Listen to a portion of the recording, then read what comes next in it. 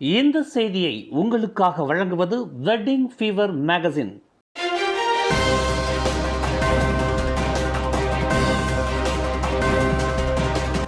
வணக்கம். திசைகளின் 10 மணி செய்திகள். தாய்மொழி பள்ளிகளை பாஸ் கட்சி ஏற்க மறுப்பது ஏன்? நாட்டின் சுதந்திரத்திற்கு முன்பு தோற்றுவிக்கப்பட்டுள்ள தாய்மொழி பள்ளிகள் கல்விச் சட்டத்தின் கீழ் சட்டப்பூர்வமாக செயல்பட்டு வந்த போதிலும் தாய்மொழி பள்ளிகளின் தோற்றம் மற்றும் அதன் செயல்பாடுகளை ஏற்றுக்கொள்ளும் மனப்பான்மையில் இல்லாததை போல் இருக்கும் பாஸ் கட்சியின் நடவடிக்கை குறித்து DAP பிரச்சார பிரிவு தலைவர் தியோனி சிங் கேள்வி எழுப்பினார். ஒவ்வொரு காலகட்டத்திலும் தாய்மொழி பள்ளிகள் விவகாரம் ஏன் சர்ச்சையாக்கப்படுகிறது என்பது குறித்து தமக்கு விளங்கவில்லை என்று தொடர்புத்துறை துணை அமைச்சருமான தியோனி சிங் குறிப்பிட்டார். தாய்மொழி பள்ளிகள் இன்னமும் பெற்றோரின் முதன்மை தேர்வாக இருப்பதை புரிந்து கொள்ள முடியாத நிலையில் இருக்கும் பாஸ் கட்சிக்காக தாம் அனுதாபப்படுவதாக தியோனி சிங் தெரிவித்தார். வரும் மே 11ஆம் தேதி நடைபெறவிருக்கும் கொலகுபுபாரு சட்டமன்ற இடைத்தேர்தலில் தாய்மொழி பள்ளிகள் விவகாரத்தை சர்ச்சையாக்கி வரும் பாஸ் கட்சியின் நடவடிக்கை குறித்து எதிர்வினையாற்றுகையில் தியோனி சிங் மேற்கண்டவாறு கூறினார். பாஸ் கட்சியைச் சேர்ந்த சில தலைவர்கள் தங்கள் பிள்ளைகளை சீன மொழி பள்ளிகளில் படிக்க வைக்கின்றனர் என்ற யதார்த்தமான உண்மையை அந்த மதவாத கட்சி ஏற்றுக்கொண்டுதான் ஆக வேண்டும் என்றும் தியோனி சிங் கேட்டுக்கொண்டார். பர்லேஸ் மந்திரி பசார் ஷுக்ரி ராம்லி இன்று கைது செய்யப்பட்டது உண்மையே என்று மலேசிய ஊழல் தடுப்பு ஆணையமான SPRMின் தலைமை ஆணையர் தன்ஸ்ரீ அசம்பாக்கி உறுதிப்படுத்தியுள்ளார்.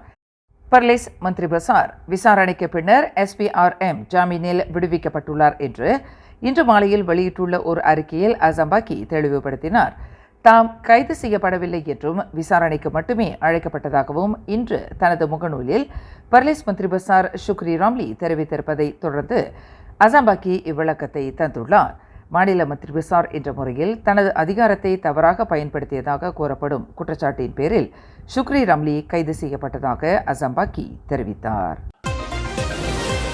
மேன்மை தங்கிய பேரா சுல்தான் நஸ்ரின் ஷா இஸ்லாமிய சமய விவகாரங்களுக்கான தேசிய மன்றத்தின் தலைவராக நியமிக்கப்பட்டுள்ளார். இவ்வாண்டு மார்ச் 9ஆம் தேதி முதல் வரும் 2026ஆம் ஆண்டு மார்ச் 8ஆம் தேதி வரை ஈராண்டு தவணை காலத்திற்கு சுல்தான் நஸ்ரின் ஷா அப்பொறுப்பை வகித்து வருவார்.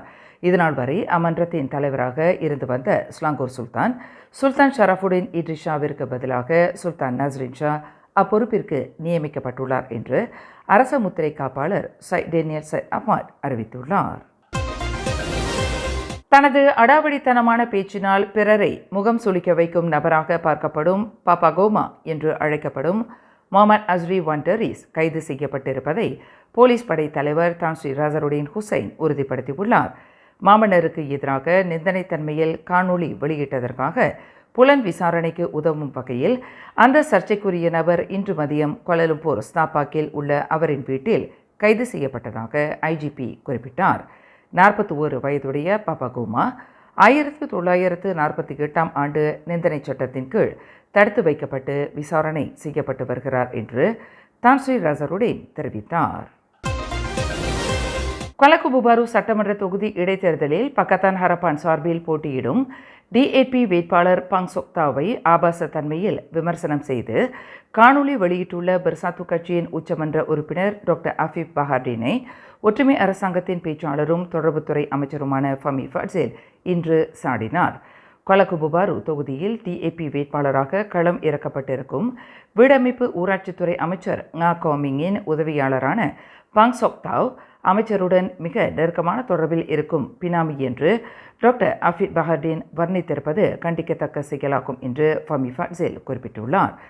ஒரு மருத்துவராக செயலாற்றி வரும் டாக்டர் ஆஃபிப் பஹார்டினுக்கு தெளிவான சிந்தனையும் பார்வையும் இருக்க வேண்டும். ஒரு பெண் மீது கண்மூடித்தனமான குற்றச்சாட்டை அள்ளித்தளிக்க வேண்டாம் என்று ஃபமி ஃபட்சேல் கேட்டுக்கொண்டார். பினாங்கில் தன்னை போலீஸ்காரர் என்று அடையாளம் கூறிக்கொண்டு வழிப்பறி கொள்ளையில் ஈடுபட்டு வந்ததாக நம்பப்படும் அகதிகளுக்கான ஐநா தூதரகத்தின் அடையாள அட்டையை வைத்திருந்த அந்நிய நாட்டவர் ஒருவர் போலீசாரால் கைது செய்யப்பட்டுள்ளார். 16 வயதுடைய அந்த இளைஞர் நேற்று பின்னிரவு 12:25 மணியளவில் குலுகோர் தேசப்பர்மாய் இண்டா லோருங் சுங்கை டுவாவில் உள்ள கார் கழுவும் மையத்தின் முன்புறம் கைது செய்யப்பட்டதாக பரட் டயா மாவட்ட போலீஸ் துணைத் தலைவர் ஜஃப்ரி முகமது ஜைன் தெரிவித்துள்ளார்.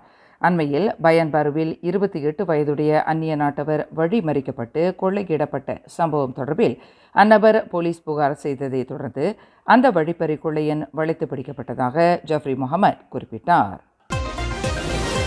குவாலாலம்பூரில் ஒரு ஹோட்டலில் 6 துப்பாக்கிகள் மற்றும் 200 தோட்டாக்களுடன் பிடிபட்ட ஓர் இஸ்ரேலிய பிரஜையான அவிட்டன் ஷாலோமுடன் தொடர்புடையவர்கள் என்று சந்தேகிக்கப்படும் 10 நபர்களை நீதிமன்றத்தில் குற்றஞ்சாட்டுவது தொடர்பில் இவ்வாரத்தில் முடிவு செய்யப்படும் என்று குவாலாலம்பூர் போலீஸ் தலைவர் ருஷ்டி ஈசா தெரிவித்தார்.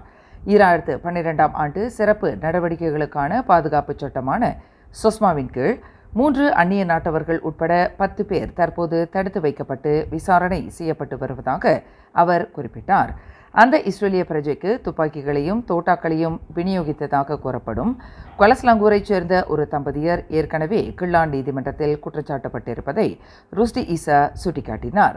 தற்போது போலீசாரின் பிடியில் உள்ள 10 பேருக்கு எதிராக எத்தகைய நடவடிக்கை எடுப்பது என்பது குறித்து இவ்வாரத்தில் சட்டத்துறை தலைவருடன் கலந்து ஆலோசிக்கப்படும் என்று ருஷ்டி ஈசா குறிப்பிட்டார்.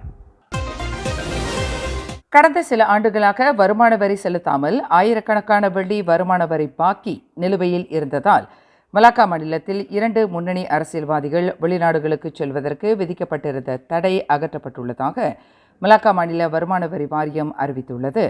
மலாக்கா மாநிலத்தில் வெளிநாடுகளுக்கு செல்ல தடை விதிக்கப்பட்டிருந்த 10 பேரில் அந்த முன்னணி அரசியல்வாதிகளும் அடங்குவர் என்று மாநில இயக்குனர் முகமது ஷாஹ்ரிஸ் ரம்லி தெரிவித்துள்ளார். 40 வயது மதிக்கத்தக்க அந்த 2 அரசியல்வாதிகளுக்கு எதிராக 1967ஆம் ஆண்டு வருமான வரி சட்டத்தின் கீழ் நடவடிக்கை எடுக்கப்பட்டிருந்தது. எனினும் அவ்விருவரும் தங்களின் வருமான வரி பாக்கியை முழுமையாக செலுத்திவிட்டதால் அவர்களுக்கு எதிரான தடையும் அகற்றப்பட்டுள்ளதாக முகமது ஷாஹ்ரிஸ் ரம்லி தெரிவித்தார். ஃபென்டனில் வகையைச் சேர்ந்த போதைப்பொருள் நாட்டிற்குள் நுழையவில்லை அல்லது அதனை கடத்தி கொண்டு வரும் முயற்சிகள் எதுவும் மேற்கொள்ளப்படவில்லை என்று புக்கெட் அமான் போலீஸ் தலைமையகத்தின் போதைப்பொருள் துடைத்தொழிப்பு பிரிவின் இயக்குனர் டத்தோ காவ் கோக் சின் தெரிவித்தார். மலேசியாவில் ஃபென்டனில் வகையைச் சேர்ந்த போதைப்பொருள் இதுவரையில் கண்டறியப்படவில்லை. உளவுத்துறை தகவலின்படி அது மலேசிய சந்தையில் புழக்கத்தில் இல்லை என்பது தெரியவந்துள்ளதாக அவர் குறிப்பிட்டார். மேலை நாடுகளில் ஃபென்டனில் வகை மாத்திரைகள் புற்றுநோய் அல்லது கடும் வலியை தாங்குவதற்கு பயன்படுத்தப்பட்டு வருகின்றன. மயக்கத்தன்மையை ஏற்படுத்த வல்ல ஃபென்டனில் அதிக பரவசமூட்டும் போதைப்பொருளாகவும் பயன்படுத்தப்பட்டு வருகிறது. நகரி சம்பிலான் மலாக்கா கடற்பகுதியில் சேகரிக்கப்படும் சிப்பிகள் உண்பதற்கு பாதுகாப்பானது அல்ல என்றும் சிப்பி உணவு வகையின் பாதுகாப்பு இன்னமும் கேள்விக்குறியாக உள்ளது என்றும் மீன்பிடி இலாக்கா அறிவித்துள்ளது. நகரி சம்பிலான் கடற்பகுதியில் குறிப்பாக பாட்டிக்சன் வட்டாரத்தில் சேகரிக்கப்படும் சிப்பிகளில் பயோடாக்சின்ஸ் எனப்படும் நச்சுத்தன்மையிலான அமில அளவு தொடர்ந்து அதிகமாக உள்ளது.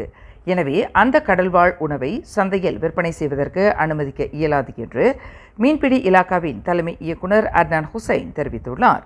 சிப்பிகளை சேகரிப்பதற்கு தடை விதிக்கப்பட்டுள்ளதால் தங்களின் வாழ்வாதாரம் பாதிக்கப்பட்டுள்ளதாக பாட்டிக்சன் வட்டாரத்தைச் சேர்ந்த மீனவர்கள் விடுத்துள்ள கோரிக்கை தொடர்பில் அட்னான் ஹுசைன் எதிர்வினை ஆற்றினார். கடந்த 3 ஆண்டுகளாக 3 மாணவர்களை ஓரின புணர்ச்சி செய்து வந்ததாக தஃபீஸ் சமய பள்ளியைச் சேர்ந்த தலைமை ஆசிரியர் ஒருவர் கிளாந்தான் கோத்தபாரு செஷன்ஸ் நீதிமன்றத்தில் இன்று குற்றஞ்சாட்டப்பட்டுள்ளார்.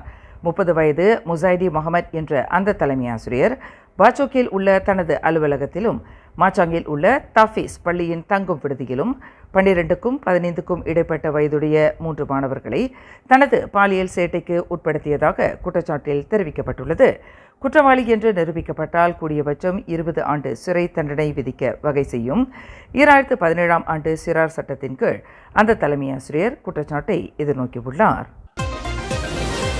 புக்கெட் மர்தாஜாம் கம்போங் தோ சுபோ ஜலான் புக்கெட் மீனா என்ற இடத்தில் ட்ரெய்லர் லாரி சம்பந்தப்பட்ட சாலை விபத்தில் ஒரு மோட்டார் சைக்கிள் ஓட்டியான 16 வயது இளைஞர் மரணமுற்றார். நேற்றிரவு 10:56 மணியளவில் நிகழ்ந்த இச்சம்பவத்தில் முகமது அலீஃப் ஐமான் ரோம்சி என்று அடையாளம் கூறப்பட்ட இளைஞர் சம்பவ இடத்திலேயே மாண்டதாக தீயணைப்பு மீட்பு படையினர் அடையாளம் கூறினர். அவ்விளைஞரின் உடல் மோட்டார் சைக்கிளுடன் ட்ரெய்லர் லாரியின் அடியில் சிக்கி கிடந்ததாக புக்கெட் மர்தாஜாம் தீயணைப்பு நிலைய அதிகாரி முகமது ஷாரிஃப் முகமது ரயீஸ் தெரிவித்தார். நாளை புதன்கிழமை மே தினம். உழைப்பாளர்களின் சிறப்பினை உலகிற்கு உணர்த்தும் உன்னத தினம். உழைக்கும் வர்க்கத்தின் உரிமைகளை வென்றெடுத்த உலகம் போற்றும் தொழிலாளர் தினம். உழைப்பாளர்களின் மேன்மையை உரத்து முழங்கும் மே தினத்தை ஒட்டி அனைத்து தொழிலாளர்களுக்கும் திசைகளின் மே தின நல்வாழ்த்துகள். மேலும் செய்திகளை தெரிந்து கொள்ள கீழே இருக்கும் பெல் பட்டனை அழுத்துங்கள். உங்கள் மகிழ்ச்சியை வெளிப்படுத்த லைக் மற்றும் ஷேர் செய்யுங்கள். தொடர்ந்து திசைகளோடு இணைந்திருக்க சப்ஸ்கிரைப் செய்ய